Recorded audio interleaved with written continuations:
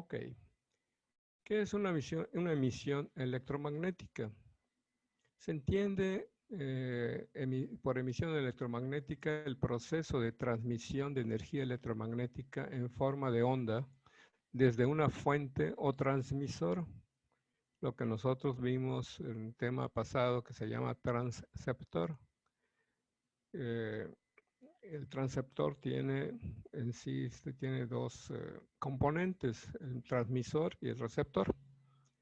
Entonces, si el transmisor emite una onda electromagnética, esa es una emisión electromagnética. Una onda ya la habíamos visto, aquí se las pongo otra vez. El campo eléctrico es el que define la polarización de la onda. Si el campo eléctrico es vertical, como en este caso, la onda sale en forma vertical, y si es horizontal, sale en forma horizontal. La amplitud ya la habíamos visto, del punto medio a la cresta o del punto medio al valle. La longitud de cresta a cresta, de valle a valle. Bueno, nomás estoy recalcando un poco, ¿no? Para que podamos entender el proceso, ¿no? Entonces, se entiende entonces por emisión electromagnética la transmisión de una onda electromagnética. Esas emisiones electromagnéticas se clasifican en ionizantes y no ionizantes. Las ondas electromagnéticas ionizantes, esas son las peligrosas. Se diferencian de las no ionizantes principalmente en la cantidad de energía que transporta la señal y en la frecuencia a la que ésta oscila. Acuérdense de que la Udayagi, la antena direccional Udayagi, fue diseñada en un principio para transportar energía eléctrica.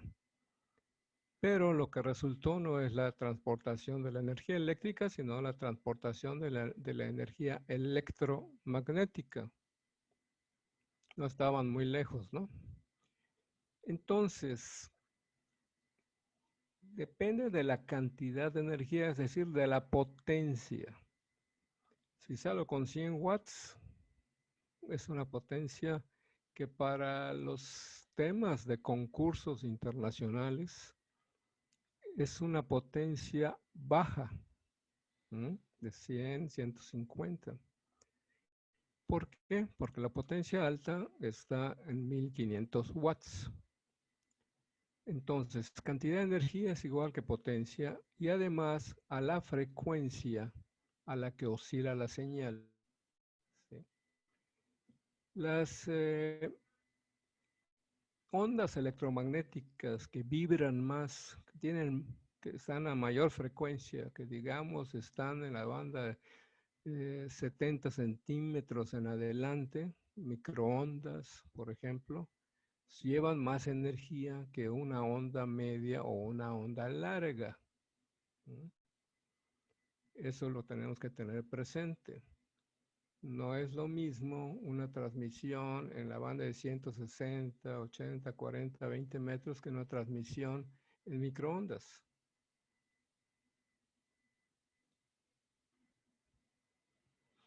La radiación ionizante consiste en partículas, incluidos los fotones, que causan la separación de electrones de átomos y moléculas. ¿Por qué dice aquí fotones? Porque la luz también se considera una radiación electromagnética, pero la luz también se considera que tiene partículas, entre ellos los fotones. Entonces, si esta radiación es lo suficientemente potente y a una alta frecuencia, va a causar la separación de electrones de átomos y moléculas. Entonces puede ser muy nociva para el ser humano. Aquí en la diagrama de la izquierda podemos ver que los rayos gamma son los más nocivos, son los que arrancan más electrones de nuestros átomos y nuestras moléculas. ¿Mm? A la derecha podemos ver que las radiaciones no ionizantes incluyen a la radiofrecuencia, y ahí estamos nosotros. Nosotros no usamos radiaciones ionizantes, usamos radiaciones no ionizantes. Se incluye también a la radiación visible, o sea, a la luz, y a la radiación infrarroja. Esa no es ionizante. De hecho, los controles para televisión, la mayoría utilizan la luz infrarroja para hacer los cambios de canal, etcétera, ¿no? Pero depende de la potencia, ¿no? A una infrarroja, si le metes mucha potencia, pues a lo mejor sí hay problemas. Emisiones ionizantes son aquellas con energía suficiente para producir la ionización de la materia. Acuérdense que en la ionosfera, las capas, sobre todo la F1 y la F2, se ionizan. De hecho, todas las capas, incluyendo la D, se ionizan, hasta las esporádicas. Se ioniza la materia, pero allá lo que hay es gas y algunos metales en suspensión. Todo eso se ioniza y eso sirve de reflejo para las ondas electromagnéticas. Un ejemplo de estas son los rayos ultravioleta, los rayos X y los rayos gamma, son los peligrosos. Por eso, si vamos a la playa o al desierto, pues hay que ponerse protección UV. La exposición a este tipo de emisiones puede producir importantes daños en la salud. Eso lo sabemos porque está muy extendido eh, el uso de protectores solares, ¿no? Ahora, las emisiones no ionizantes, en la cual utilizamos los radioaficionados, en esta fotografía de abajo, es un grupo de Boy Scouts. Ahorita con la pandemia no hemos podido hacer nada, pero cada año ayudamos a diferentes grupos. A este tipo pertenecen las emisiones producidas por las antenas de telefonía móvil y en general las utilizadas por los sistemas de radiocomunicación. Acuérdense, mucho antes de la 5G, que salían videos que ponían 3 teléfonos celulares y unos granos de maíz palomero y como si fueran microondas. Definitivamente era una fake news, ¿no? Era una falsedad con todas sus palabras y en mayúsculas. ¿Por qué? Porque las emisiones electromagnéticas, aún de la telefonía móvil, no son ionizantes. En general, las utilizadas por los sistemas de radiocomunicación no son ionizantes. ¿De qué manera te puede hacer daño una emisión no ionizante? Si hay una potencia extrema y te puede producir una quemadura. Allá sí podría ser. Ahí vemos la no ionizante, que va desde las líneas de alta tensión. Las líneas de alta tensión en nuestro país vibran a 60 hercios. O sea, transmiten ondas electromagnéticas a 60 hercios. En Europa creo que son a 50 hercios. Está la radio, la televisión, la red móvil, microondas, infrarrojos y hasta la luz visible son no ionizantes. Las ionizantes empiezan en la ultravioleta, rayos X y rayos gamma, que conllevan muchísima más energía que las no ionizantes.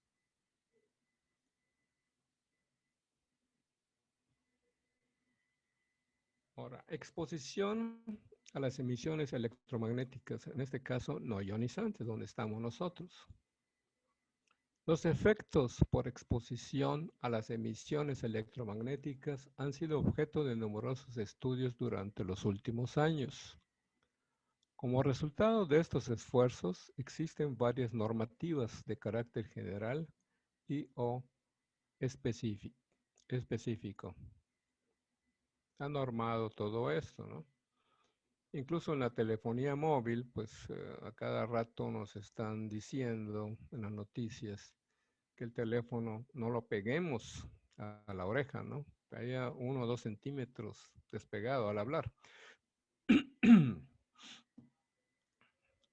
Entonces, ahorita vamos a hablar de la tasa de absorción específica y estamos hablando de las no ionizantes.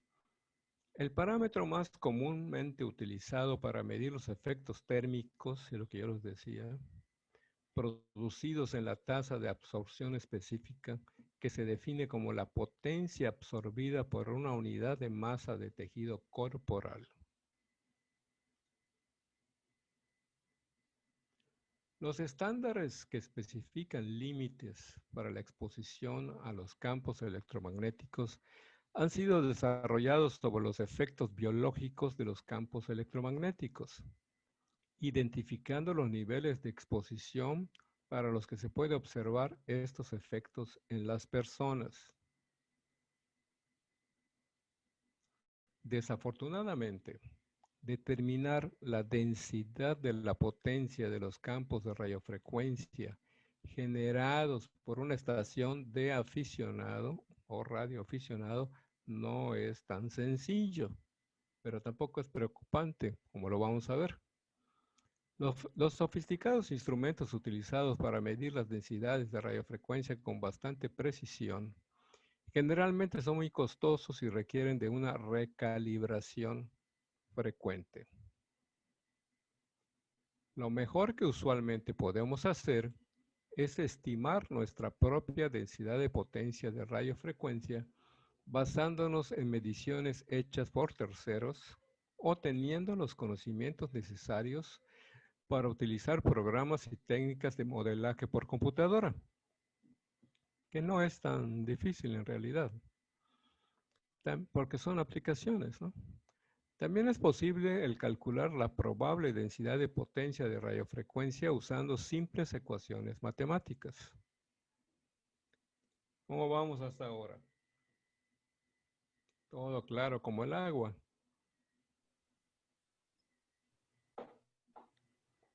Parece que sí. Sí, todo claro. Por supuesto que es posible calcular la probable densidad de potencia de radiofrecuencia usando simples ecuaciones matemáticas. La mayoría de las situaciones en las que la densidad de potencia de radiofrecuencia pudiera ser motivo de preocupación sería en el campo cercano, más o menos delimitado por varias longitudes de onda contadas a partir de la antena. Aquí lo importante para nosotros es evitar que la radiación de la antena caiga sobre nosotros o sobre la familia, ¿no? Eso es lo importante para nosotros. Lo que queremos y lo que necesitamos es que la antena, la antena irradie arriba, no hacia nosotros. Y en el automóvil, pues hay que saber dónde colocar la antena. Pero en el campo cercano, yo tengo las un comentario interacciones ahí. con la Tierra y otras variables producen intensidades de potencia que no pueden ser definidas por medio de la simple aritmética. Si estamos viendo que colocar una dipolo bien cortadita a la frecuencia de resonancia, porque la fórmula la seguimos al pie de la letra, medimos hasta el milímetro con el flexómetro, y cuando la subimos, vemos que no está resonante donde queremos, que está en otra frecuencia, tal vez hacia arriba, tal vez hacia abajo, normalmente hacia abajo, ¿no?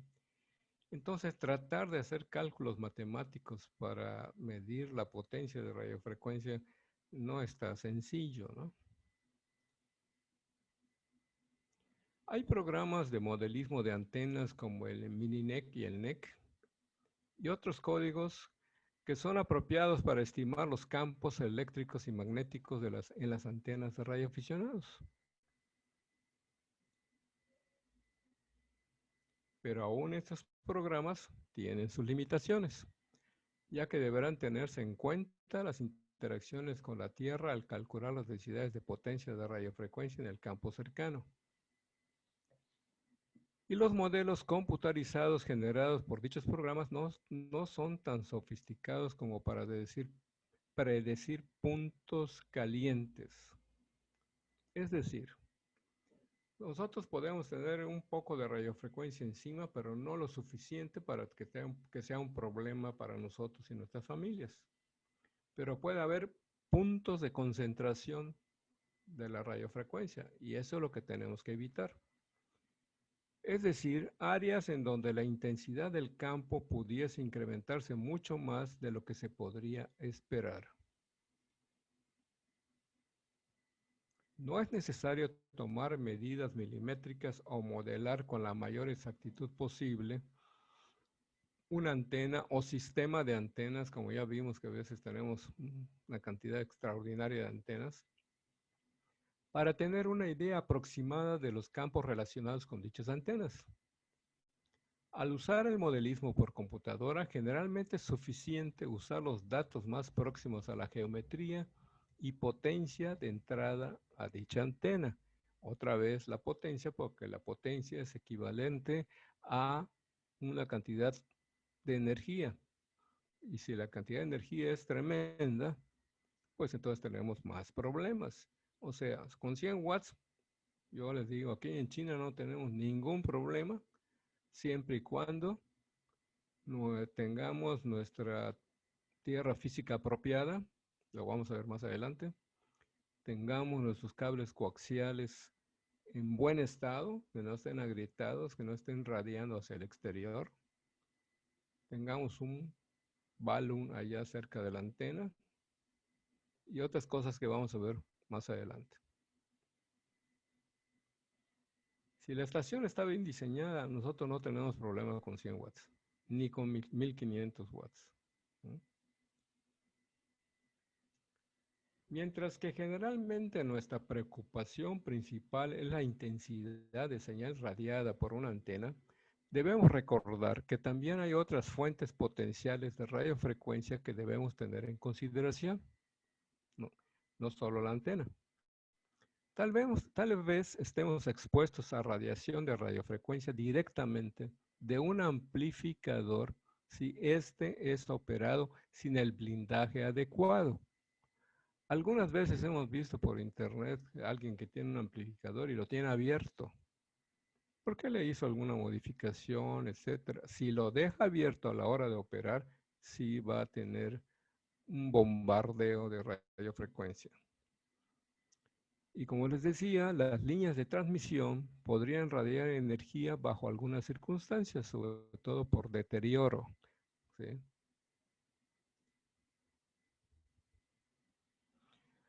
Tipos de exposición a la radiofrecuencia.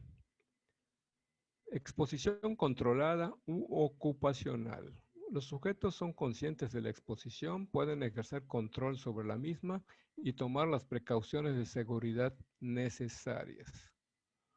Los que trabajan o hemos trabajado en una computadora jornadas largas, estamos recibiendo cierto grado de exposición al campo electromagnético.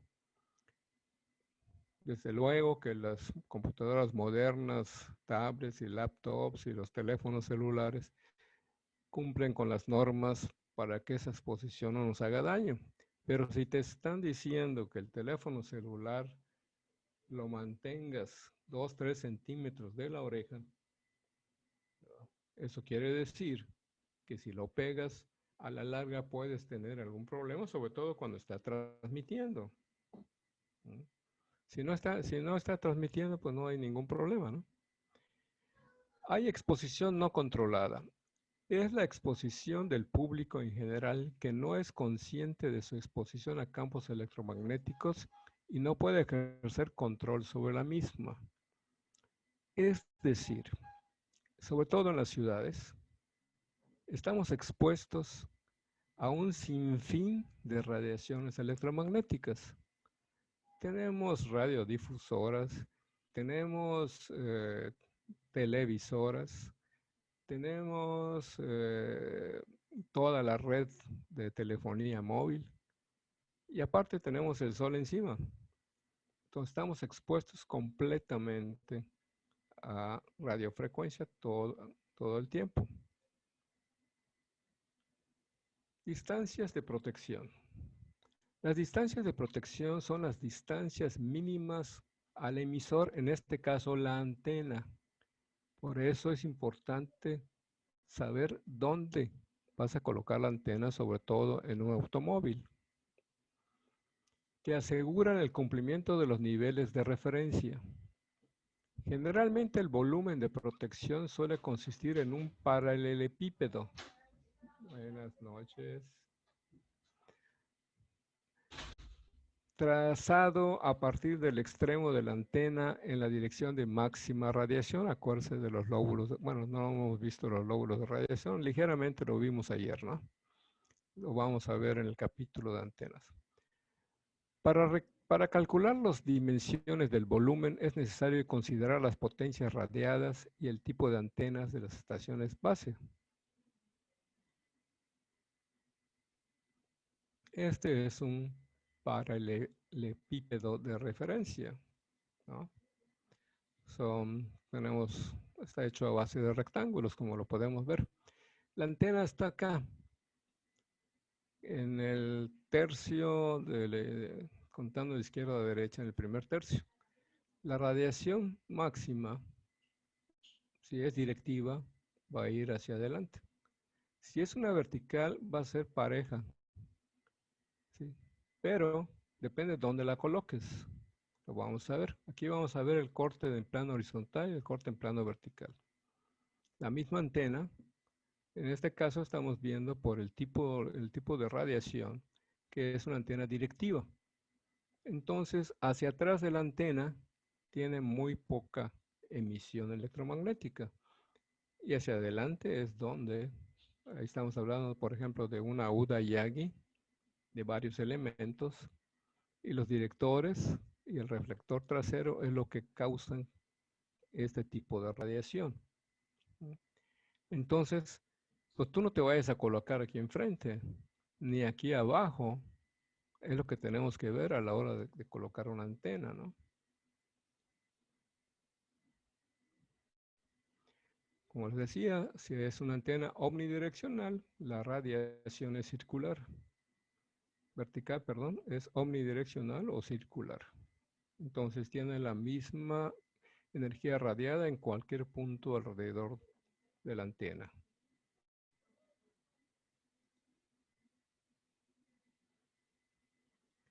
Ahora bien, si nosotros colocamos una antena sobre un mástil o una torre arriba de la casa, aunque el mástil esté aquí fuera, ¿sí? Con el simple hecho de tener cuando menos, ¿qué les puedo decir? 10, 15 metros de altura sobre la planta baja o la planta alta de la casa.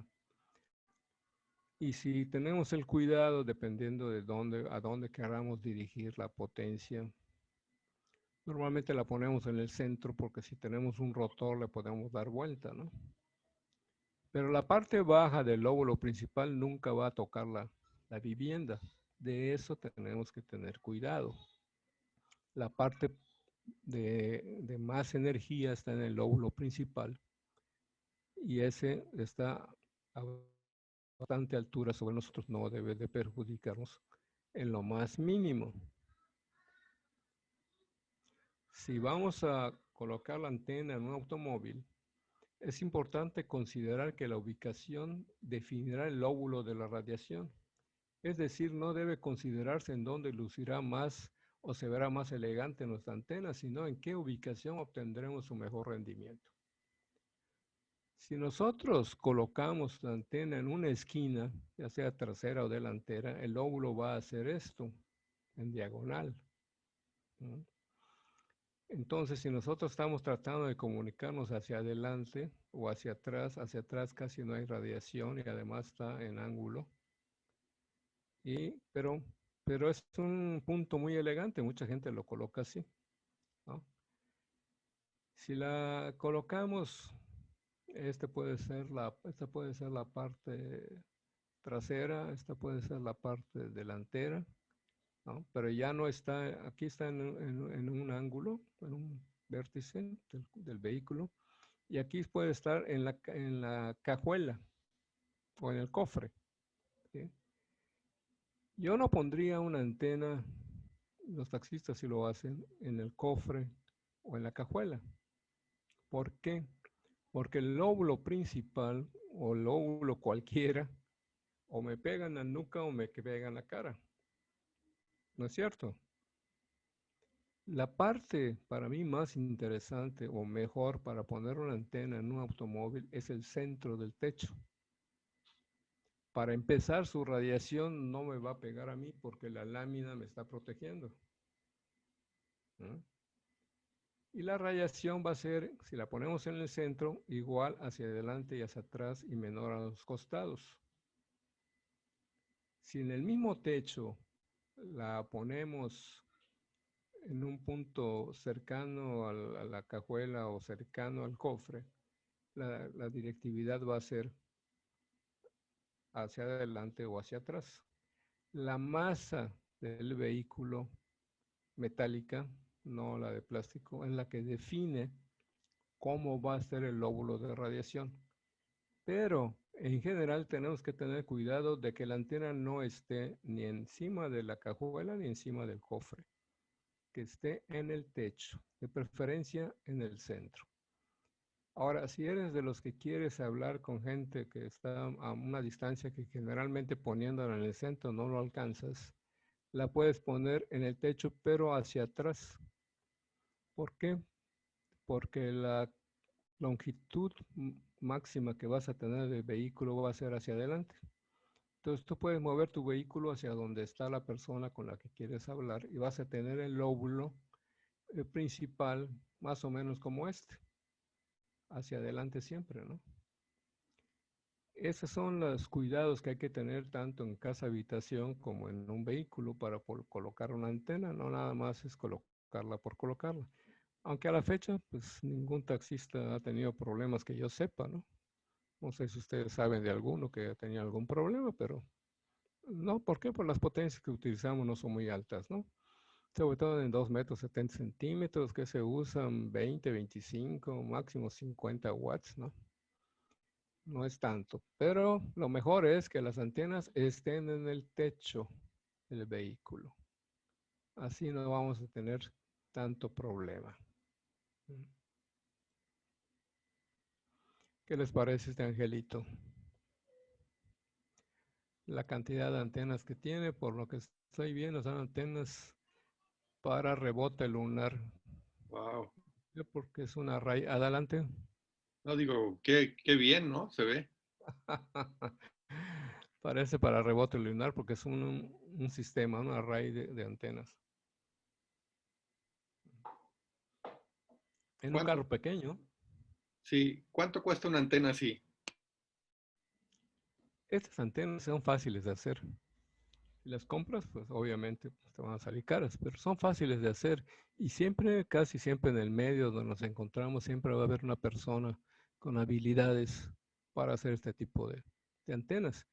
Y si no, si tienes cerca un amigo o un taller de donde hacen aluminio y eso, pues a lo mejor convences si no al dueño, al trabajador de que te haga una, ¿no? Siempre y cuando les des las especificaciones. No son, no son caras en realidad. Ok. De fábrica sí son algo caras, eso sí te lo puedo asegurar. Pero acuérdense de las antenas que nos mandó Manuel Javier, él está en Valladolid aquí en Yucatán, y él hace sus antenas, incluso para trabajar satélite.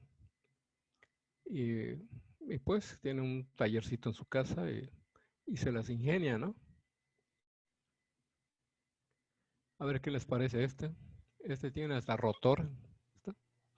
¿Se dan cuenta que tiene el rotor acá, abajo? Sí, Para voltearla, ¿verdad?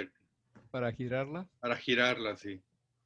Tiene antena, esta es una antena monobanda de 2 elementos, muy probablemente posiblemente para la banda de 20 metros. Arriba tiene otra más corta, tal vez para la banda de 10 metros, no lo sé. Esta no es la que se le conoce como la LFA, ¿La qué? Perdón. antena LFA. A ver, deletréamelo. L de Lima, F de Foxtrot y A de Alfa. LFA. LFA. Yo lo que estoy viendo es una antena direccional de 2 elementos. Mm, Acá, monobanda. Es una sola banda. Y acá estoy viendo otra antena. Pero estas, si las vemos más, creo que no son para 10 ni 20 metros. Son para trabajar rebote lunar. Fíjense bien, apenas se ven Ujú. los pequeños directores. ¿Se los ven? ¿Los logran ver? Sí, sí se ven.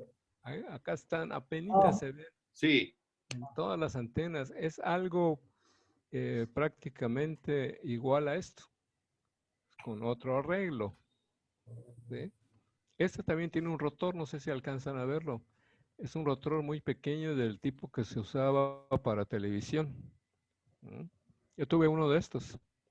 En un mástil y le monté la Mosley TA33 Junior para 10, 15 y 20 metros. Y me trabajó, ¿no? Hasta que tronó. Pero sí, un mástil pequeño, un rotor pequeño. Este no es para televisor, pero sí es un rotor mediano. Pero tienen razón. Son antenas para trabajar rebote lunar. Aunque aquí se ve que es de día, a lo mejor está esperando que sea de noche, ¿no? O también pueden trabajar satélite con ese tipo de antenas, ¿no?